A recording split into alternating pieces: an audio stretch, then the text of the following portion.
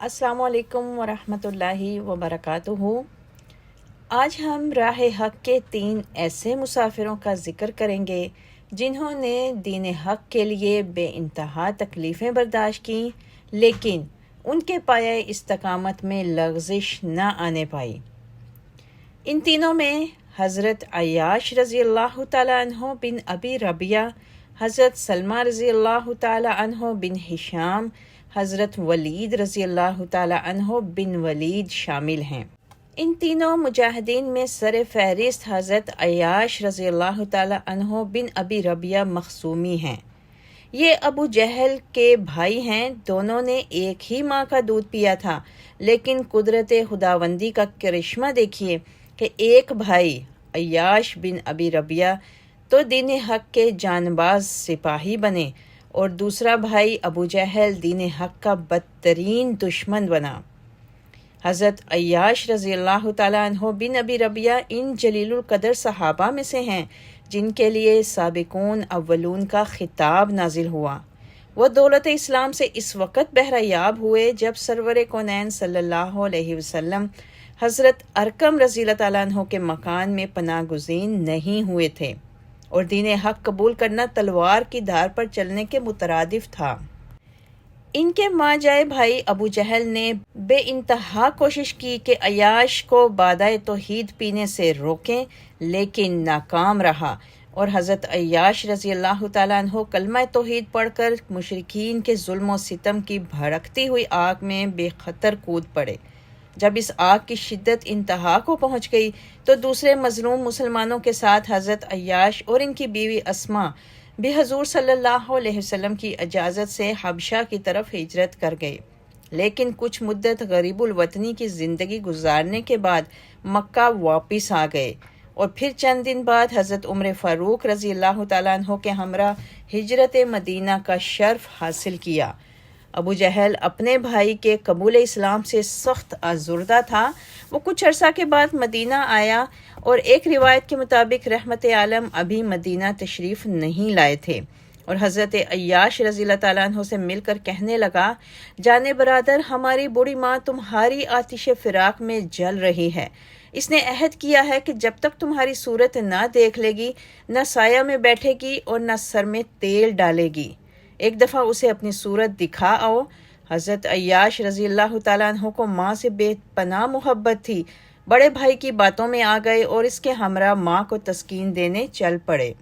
हज़रत उमर फ़ारूक रज़ी अल्लाह तआला अन्हु को अय्याश रज़ी अल्लाह तआला अन्हु के अज़्म मक्का की इत्तला मिली तो वो इनके पास तशरीफ़ ले गए और कहा, अय्याश, मुझे तुम्हारे भाई की बातों से फ़रेब की बू आती है। जब मक्का की धूप तुम्हारी माँ को सताएगी तो वो खुद ब खुद उठकर साया में चली जाएगी और जब इसके सर में खारिश होगी तो कंघी भी कर लेगी। मेरी मानो तो मक्का हरगिज़ ना जाओ।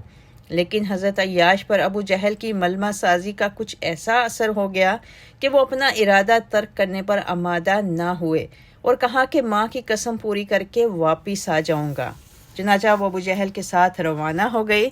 जो ही मक्का पहुँचे, बदनीयत अबू जहल ने आंखें बदल लीं और अपने मुशरिक साथियों की मदद से फ़रेब खुर्दा अय्याश की मशकें कसकर इन्हें जिंदान में डाल दिया, जहां इनसे पहले ही शमाए रसालत सल्लल्लाहु अलैहि वसल्लम का एक और परवाना भी तूको सलासल में पाबंद था। राह हक़ के ये असीर दूसरे राह हक़ के मुसाफिर हज़रत सलमा रज़ी अल्लाह तआला अन्हु बिन हिशाम थे। हज़रत सलमा रज़ी अल्लाह तआला अन्हु बिन हिशाम अल-महज़ूमी अबू जहल के सुलबी भाई थे।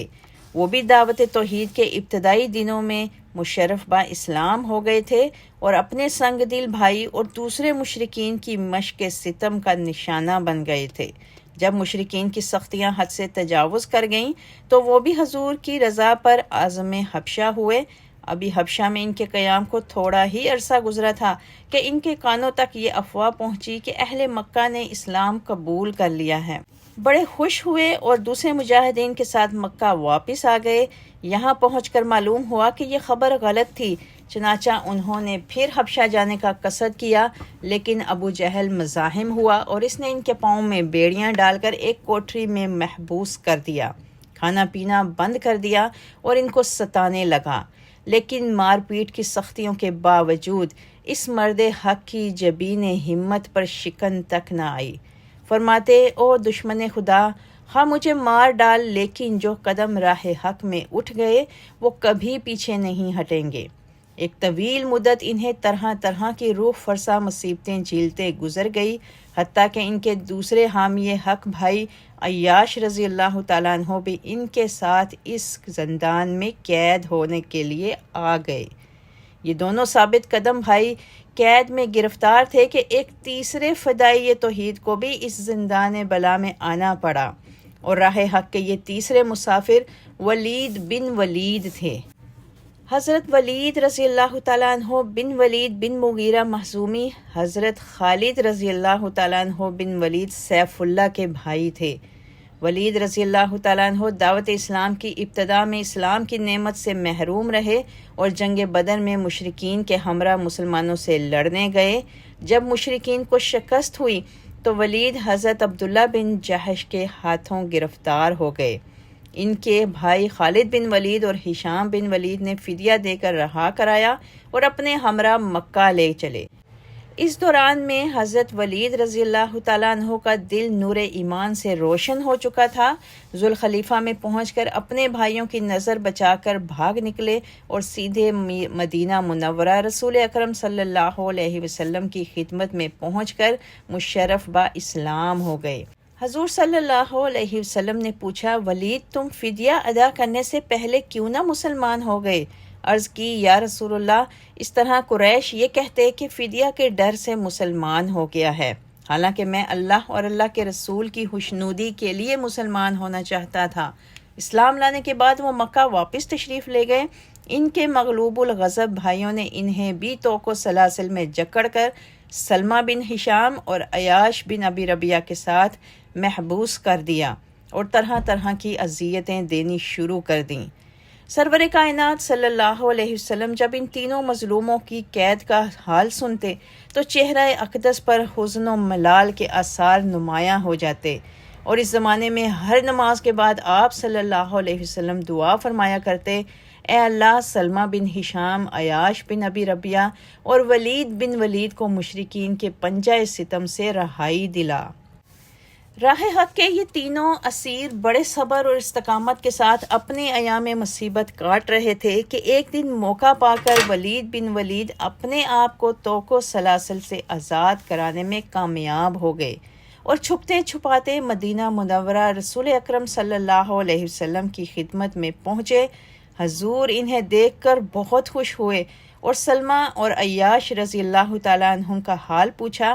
انہوں نے عرض کیا، یا رسول اللہ، وہ سخت مصیبت میں ہیں، مشرکین نے دونوں کے پاؤں ایک بیڑی میں جکڑ رکھے ہیں اور ان پر نت نئے مظالم ڈھاتے ہیں۔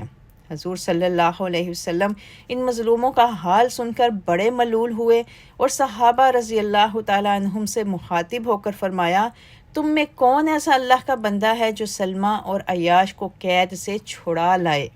یہاں بھی حضرت ولید رضی اللہ تعالیٰ عنہ بن ولید کھڑے ہو گئے اور عرض کی، یا رسول اللہ، یہ خدمت اس نیاز مند کو تفویض فرمائیے۔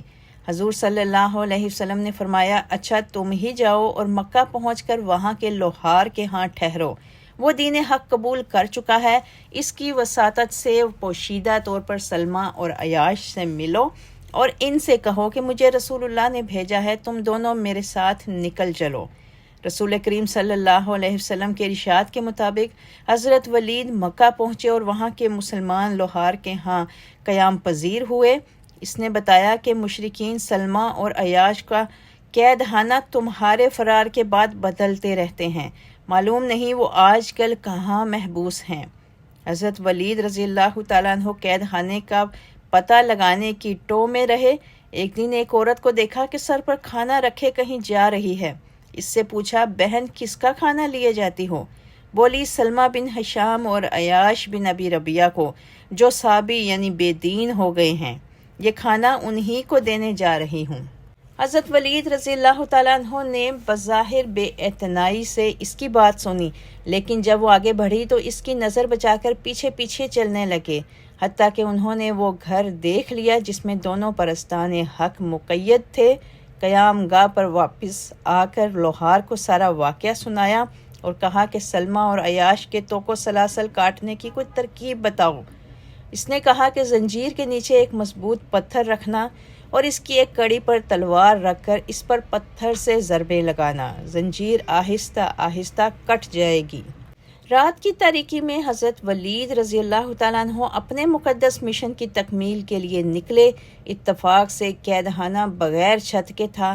حضرت ولید دیوار پھاند کر قید خانے میں جا کودے، مظلوم قیدیوں کو حضور کا پیغام دیا، پھر لوہار کی ہدایت کے مطابق عمل کر کے ان کی زنجیر کاٹ ڈالی اور دونوں کو ساتھ لے کر باہر نکلے۔ اپنا اونٹ باہر باندھ آئے تھے، تینوں اس پر سوار ہو کر مدینہ کی طرف روانہ ہو گئے۔ صبح ہوئی تو قیدیوں کو نہ پا کر مشرکین نے اپنا سر پیٹ لیا۔ کئی شوریدہ سروں نے تیز رفتار سانڈنیوں پر تعاقب کیا لیکن ناکام رہے، کیونکہ راہ حق کے تینوں مسافر بہت دور نکل گئے تھے۔ اللہ تعالیٰ نے انہیں بخیر و عافیت مدینہ منورہ پہنچا دیا۔ حضور صلی اللہ علیہ وسلم انہیں دیکھ کر بے حد مسرور ہوئے اور حضرت ولید کے حق میں دعائے خیر کی۔ حضرت سلمہ بن ہشام، عیاش بن ابی ربیعہ اور ولید بن ولید تینوں کا شمار بڑے جلیل القدر صحابہ میں ہوتا ہے۔ حضرت سلمہ رضی اللہ تعالیٰ عنہ قید سے نجات پا کر مدینے پہنچے تو اس وقت غزوہ بدر گزر چکا تھا۔ اس کے بعد وہ تقریباً تمام غزوات میں رسول کریم صلی اللہ علیہ وسلم کے ہم رکاب رہے۔